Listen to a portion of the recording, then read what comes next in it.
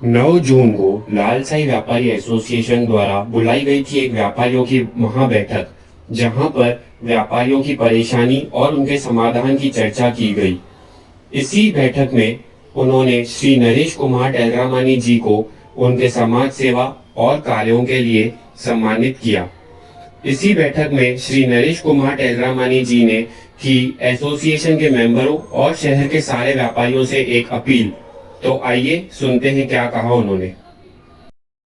मैं यहाँ पे अंदर आया, बहुत खुशी हो रही थी। अब जब मैं यहाँ से जाऊँगा तो मुझे कुछ दुख की बातें भी दिल में रहेंगी, वो अभी मैं आपको बताऊँगा। बात ऐसी है कि हम लोगों के अंदर, अगर मैं हमेशा हर जगह पे बोलता हूँ, अगर सबसे ज़्यादा कमी है तो एकता की। हमारे पास सब कुछ है लेकिन यूनिटी नहीं है।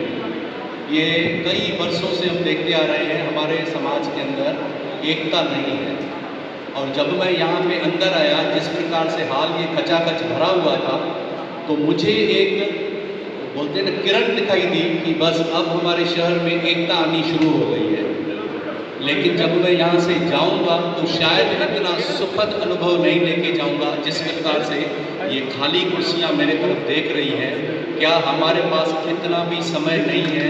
जो व्यापारी, जो एसोसिएशन आपके लिए दिन रात एक करके इतनी मेहनत करके अपनी बड़ी मीटिंग लगाता है, आपके लिए झगड़ा करता है, आपके लिए इतना फाइट करता है, आपके हकों के लिए लड़ता है, उसके लिए हमारे पास समय नहीं कि हम बैठ करके जब तक उनका कार्यक्रम चलता है उनको साथ दें।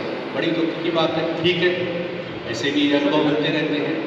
अब मैं बात करूंगा कि ये जो हमारी एसोसिएशन है, जो ये लोग काम कर रहे हैं, मैं केवल एक, क्योंकि वो समय भी हो गया है और आप लोग भी देखते होंगे, ये आगे भी माइक रखें तो हम लोग निकले, तो मैं बहुत जल्द माइक रख दूंगा। मुझे बोलना था, काफ़ी आपको मुझसे अच्छी अच्छी बातें बतानी थी, लेकिन अभी ज़्यादा समय नहीं है।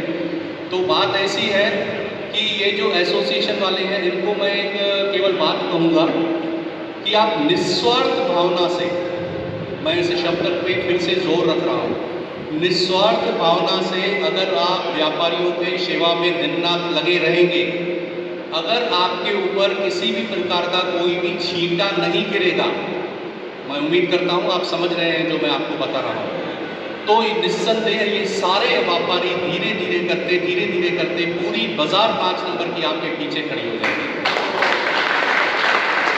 केवल आपको इतना ख्याल रखना है कि निस्वार्थ भावना से काम करना है।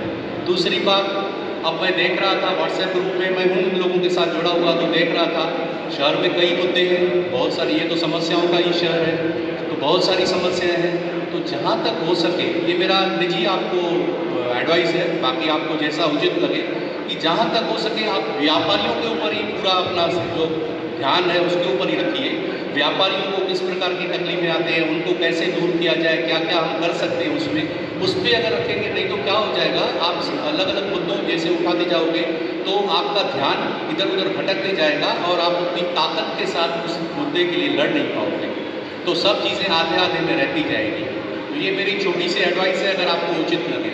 तीसरी और महत्वपूर्ण बात, आप एक व्हाट्सएप ग्रुप बनाइए, उसकी लिंक बाहर मत भेजिए, उसमें आप मुझे भी मेंबर मत कीजिए, किसी ये न्यूज़ रीडर, मेरे दोस्त ही हैं सब न्यूज़ वाले, इनको भी भले मत लीजिए, कोई बात नहीं। आप केवल एक एक व्यापारी से उसका नाम लीजिए, उसका व्हाट्सएप नंबर, मेकर हो, एम्ब्रॉयड, जो जो आपको लगे उचित है इस ग्रुप में आने के लिए, उनकी केवल ग्रुप बनाइए। तो जो बाकी की बातें उसमें नहीं होगी, केवल समस्याएं उसमें उठाई जाएगी, एक दूसरे को बताइए। व्यापारी लोग भी आप आपस में एकता रखिए।